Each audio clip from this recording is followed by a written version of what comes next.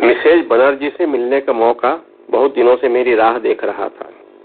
कोई 15 साल पहले की वह अधूरी सी मुलाकात जब तक मेरे मस्तिष्क में कौंधती रहती है। उम्र का उन पर कोई बहुत अधिक असर नहीं दिखता था, लेकिन उनके चेहरे की कठोरता कहीं गायब हो चली थी। औपचारिक मुस्कान के ऊपर स्नेह भरी स्निग्ध तरलता चमक रही थी। बच्चे कितने बदल जाते हैं। तुम्हारे पिताजी की मुझे खूब याद है। कैसे हैं वे? अपना परिचय देने के बाद मुझे जवाब की उम्मीद नहीं थी। सोचा था एक सामान्य औपचारिक सी मुलाकात होगी। मैंने उन्हें अपना नाम बताते हुए कहा था कि मैं 20 साल पहले इस स्कूल में पढ़ रहा था। एक सेमिनार के सिलसिले में इस सुंदर और तनहा शहर में आना हुआ है। उनके असमंजस को देखते हुए मैंने अपने पिता का नाम बताया तो जैसे उन्हें कुछ याद आया। तभी उन्होंने मुझसे यह सब कहा था, तुमसे बात करके मुझे सचमुच अच्छा लगेगा, पर देखो तो सही तुम कितने अजीब वक्त आए हो। इस समय मेरे पास मेहमान आए हुए हैं।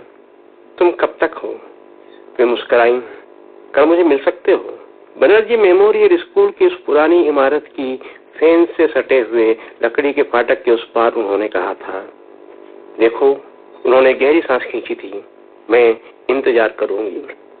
फेंस के दाहिनी तरफ की चढ़ाई चढ़ते हुए मैंने पीछे मुड़कर देखा तो वे लकड़ी के फाटक के पास खड़ी थीं। मुझे पलटते हुए देखकर उन्होंने हाथ हिलाया।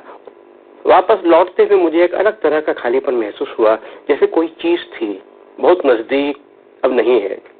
अभी जिन मिसेज मुखर्जी को पीछे छोड़कर आ रहा हूँ वह वे नहीं है जिनसे मिलने के लिए बड़ी उम्मीदों के साथ आया था। अगले दिन मिलकर भी क्या हासिल होगा।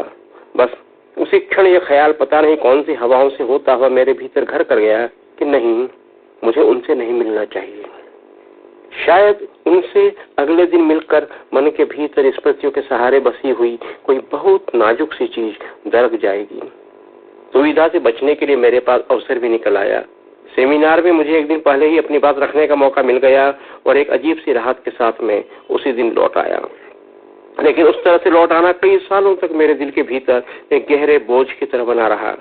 उनसे मिले बगैर लौट आने वाला वह दिन एक तकलीफ की तरह जब तब मेरी चेतना में बचता रहा।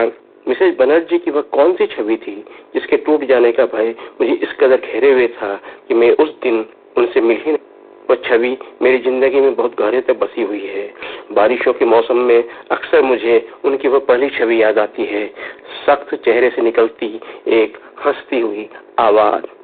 वे कई बार मुझे सपनों में दिखाई पड़ी। वे जब भी दिखाई देती तो उन्हें उनके बालों से ही पहचान पाता। उनका केश विन्यास बहुत अलग तरह का था, काले बालों के बीच उम्र की सफेद लकीर। सपनों में जब भी उनके होने का आभास होता तो उनके बाल दिखाई देते। वे बहुत कुछ बोलती, लेकिन नींद खुलने के बाद हमेशा एक ही वाक्य याद रह जाता, डरना नहीं है नरेन। उस पहले दिन भी मैं पसीना पसीना हुआ जा रहा था। पहले तो यह जो इतना गर्म पहन रखा है इसे हटाइए। उन्होंने मेरे पिता से जिस अधिकार से कहा था वह मेरे लिए अजूबा ही था। मैं सोच भी नहीं सकता था कि कोई मेरे पिता को इस तरह भी डांट सकता है। आप इसे घर में कुछ नहीं पढ़ाएंगे, सिर्फ यह देखेंगे कि गणित की जो सवाल हम दे रहे हैं उन्हें देख रहा है या नहीं। तब उन्होंने जया को पास बुलाया था। वह किसी जादू की तरह अचानक हमारे सामने थी। जया हमेशा साये की तरह उनके आसपास ही बनी रहती। इसे तारा के पास ले जाऊं। उन्होंने मेरी तरफ देखा तो वे मुस्कुरा रही थीं। मैं जया की तरफ बढ़ने की जगह उन्हीं की तरफ बढ़ गया। जाओ। अचानक उनका चेहरा फिर सख्त हो गया। उनकी दोनों हथेलियां खुली और फिर एक मुट्ठी में बंद हो गईं। खुली हथेली जया की तरफ संकेत कर रही थी। मैं जया की तरफ बढ़ते हुए भी उन्हीं को देख रहा था। तब जया ने मेरी उंगली थाम ली। वही बनर्जी मेमोरियल स्कूल की पहली छवि थी जो मेरे भीतर अभी तक बनी हुई है। जया का हाथ थामे हुए उनके कमरे से बाहर निकलता हुआ, कमरे के बाहर देखने की जगह गर्दन घुमाकर पीछे देखता हुआ उस कोण से मिसेज बनर्जी की कुर्सी पहली बार दिखाई दी। उनके पास पिता थे, स्नेह से मुझे देखते हुए। कमरे से बाहर निकलते ही मैंने जया की उंगली कसकर थाम ली। तभी वो दिखा, तोता। पता नहीं कहां से आकर अचानक जया के कंधे पर बैठ गया। जया ने हल्के से उसे पुचकारा। वह मेरी तरफ घूर रहा था। नहीं पंछी, नहीं, अभी नहीं। जया की आवाज सुनते ही वो उसके कंधे से उठा और फिर कहीं गायब हो गया। यह पंछी है, टाइम कीपर। जया ने मेरा असमंजस भांप लिया। यह क्या होता है? अभी तारा आंटी के पास चलोगे तो सब पता चल जाएगा। जया की वो धीमी आवाज अभी तक मुझे याद है। हम एक गुलाबी पर्दे के पास रुक गए। उस पर्दे के भीतर कुछ बच्चे थे और तारा आंटी थी। तारा आंटी ने मुझसे कुछ शब्द लिखवाए थे, कुछ संख्याएं लिखने को दी थी और मुझे फिर जया के हवाले कर दिया। तभी वहां तोता चला आया। टाइम टाइम तोते की आवाज थी। फिर वह दूसरे कमरे में चला गया। उस कमरे के भीतर से फिर उसकी आवाज आई, टाइम टाइम। वह हर कमरे के भीतर जाता और कहता, टाइम टाइम। मिसेज बनर्जी के स्कूल में बिताए उन 2.5 सालों की जितनी भी छवियां मेरे मन में दर्ज हैं, उनमें पंछी लगभग हर जगह है। कई बार तो यह भी होता कि मैं जब भी मिसेज बनर्जी को याद करने की कोशिश करता तो उनकी जगह पहले वो तोता ध्यान में आता। उसका नाम पंछी क्यों रखा होगा? यह विचार उनके मन में कहां से आया होगा? उस स्कूल में घंटियां ही बजती थी। बस पंछी की बेआवाज आमद होती और अचानक उसकी मीठी आवाज सुनाई देती, टाइम टाइम। कई सालों तक पंछी की वह छवि मेरा पीछा करती रही। फिर एक दिन मन में तय कर लिया कि दुनिया उतनी बड़ी नहीं है जितना हम सोचते हैं। मिसेज बनर्जी से मिलने का मौका जरूर मिलेगा। कभी उस शहर में जाना हो तो मिसेज बनर्जी से मुलाकात होगी। वह मुलाकात अभी बहुत दूर थी, लेकिन वह तोता ख्यालों से होता वह भीतर आ बसा। उस स्कूल में 5 तक की पढ़ाई होती थी। किसी कक्षा के लिए कोई कमरा निर्धारित नहीं था। मैं 2 तक की पढ़ाई पूरी करके आया था। मेरे लिए शरीफ के कुछ दिन एक रहस्य की तरह थे। पहाड़ी जगहों का कोहरा बाहर से गुजरता हुआ जब तब भीतर भी झांक लेता है। शुरू के कुछ दिनों तक हर बार यह होता कि मैं किसी गलत जगह पहुंच जाता। तारा आंटी के बाद मुझे राधा आंटी के पास पहुंचना होता, लेकिन मैं भगवती आंटी के पास पहुंच जाता। वे जया को आवाज लगाती और जया मुझे सही जगह पहुंचा देती। मैं तारा आंटी के पास बैठता, वे हिंदी सिखाती। फिर राधा आंटी के पास गणित। उसके बाद रेस्ट होता। बच्चे अपना टिफिन बॉक्स ढूंढते। वह एक खास कोना था, वहां जया दिखाई पड़ती। जया बहुत कम बोलती थी। वह बोलते हुए भी नहीं बोलती थी, लगभग फुसफुसाती थी जैसे कोई रहस्य की बात बता रही हो। जया हमेशा किसी का हाथ थामे रहती। ज्यादातर हैरानी में कुछ खोज थे बच्चों का। वह उनकी हैरानी दूर करती थी, परेशानी भी। कभी कभी वह खुद परेशान दिखाई देती, तब वह मिसेज बनर्जी के साथ दिखाई देती। उस वक्त मिसेज बनर्जी के हाथों में जया का हाथ होता और मिसेज बनर्जी मुस्कुरा रही होती।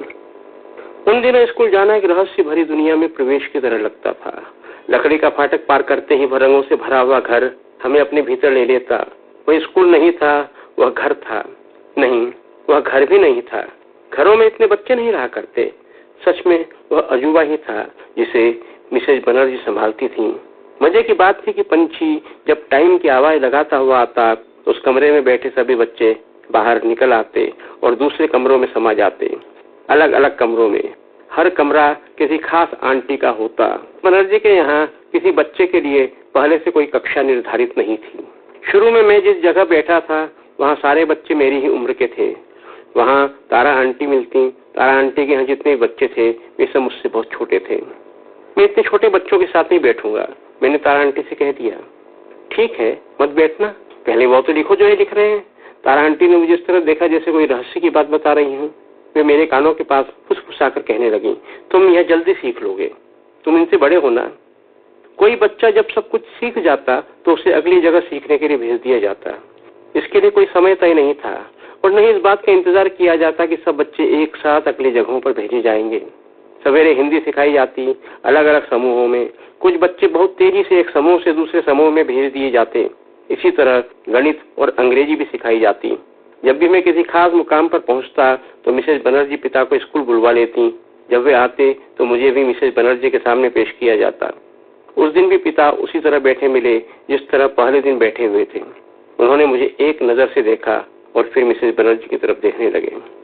मिस्टर मेहता, हम पढ़ाते नहीं हैं, हम सिखाते हैं। और ध्यान रखिए, आप भी बच्चे को पढ़ाने की कोशिश मत कीजिएगा। हम इतना तो सिखाई देंगे कि फिर इसे पढ़ाने की जरूरत नहीं रह जाएगी, या खुद पढ़ लेगा, वो कह रही थी। 2.5 साल बाद पिता का तबादला हो गया और मुझे स्कूल छोड़ना पड़ा। उसके बाद तो बार बार पिता के तबादलों के साथ स्कूल छोड़ते रहे और नए स्कूल मिलते रहे। उन तमाम स्कूलों में हम पूरे 1 साल एक कक्षा में बैठा करते, लेकिन मिसेज बनर्जी के यहाँ मालूम ही नहीं हुआ कि कक्षा कौन सी थी। या शायद मिसेज बनर्जी ही जानती थी। हम बस इतना जानते थे कि हमें किस आंटी के पास जाना है, और फिर जब भी पंछी आता तो हमें वहां से बाहर निकलकर दूसरी आंटी के पास जाना होता। अब अब तो वह सब एक सपना जैसा ही लगता है। शायद उसी सपने का असर था कि उस दिन मिसेस बनर्जी से अगले रोज मिलने का वादा करने के बाद भी जब होटल के कमरे में लौटा तो मुझे लगा कि यह सपना इसी तरह बना रहे तो कितना अच्छा हो। अगले दिन उनसे मिलकर सिर्फ दुनियादारी की बातें होने लगेंगी क्या? मेरे भीतर कोई बच्चा है जो पंछी के बारे में जानना चाहता है। उस बच्चे का क्या होगा? इतने सालों के बाद भी भीतर एक अपराध बोध बना ही रह गया। नहीं, मुझे उनसे मिल ही लेना चाहिए था। वे कितनी बूढ़ी हो गई थी। कुछ संयोग भी इस तरह का बना कि मेरा वहां जाना हो नहीं पाया। एक आध बार जाने के अवसर बने तो अचानक कुछ ऐसे काम निकल आए कि जाना स्थगित होता गया। जितनी बार ये स्थगित होता गया, मन के भीतर बसा हुआ अपराध बोध और गाढ़ा होता चला गया। कई बरस और निकल गए। एक दिन यूं ही इतवार की सुबह अखबार पढ़ते हुए मेरी नजर उस फीचर पर पड़ी। वह कुछ प्रसिद्ध लोगों के बचपन के दिनों के बारे में था। वे अपने स्कूल के दिनों को याद कर रहे थे। उस फीचर से गुजरते हुए मैं न जाने क्यों वहां मिसेज बनर्जी को खोजने लगा था। वह पुरानी टीज फिर उभर आई थी। उस रात नींद में जाते हुए अचानक मेरे भीतर एक ख्याल आया कि मुझे वहां जाना चाहिए, किसी मौके का इंतजार किए बगैर, बस सिर्फ मिसेज बनर्जी से मिलने के लिए। फिर मुझे बहुत गहरी नींद आई। इतनी गहरी नींद मुझे सालों बाद आई थी। अगले ही हफ्ते में उसी शहर में था। उनसे मिलने का समय लिया जाए। लगा कि इतनी औपचारिकता की क्या जरूरत। शहर मेरा देखा हुआ है, पहचाना हुआ सा तो है, लेकिन बेगाना क्यों है? होटल में पहुंचकर मुझसे दोपहर ढलने का इंतजार भी न हुआ। होटल से बाहर निकलकर मुझे दाहिनी ढलान पकड़नी होगी और 10 मिनट के बाद सीधी सड़क पर उत्तर की ओर चलना होगा। फिर दाहिनी ओर की चढ़ाई पर आधा किलोमीटर के फासले पर बाईं ओर बनर्जी मेमोरियल स्कूल का वह लकड़ी का फाटक नजर आएगा। रास्ता तो पहचाना हुआ था, लेकिन मुझे स्कूल नहीं दिखाई दिया। चढ़ाई के बाद फिर ढलान शुरू हो गई थी। मैं वापस मुड़ा, फिर लौटा। स्कूल का कोई निशान नहीं दिखा। अब मैं एक एक जगह को गौर से पहचानने की कोशिश करने लगा। तभी वह जगह मेरी नजर में आ गई और मुझे धक्का लगा। जिस जगह बनर्जी मेमोरियल स्कूल हुआ करता था, वहां अब एक होटल का चमकता हुआ बोर्ड था और मिसेज बनर्जी। मैं समझ गया कि अब उनसे कभी मुलाकात नहीं हो सकेगी।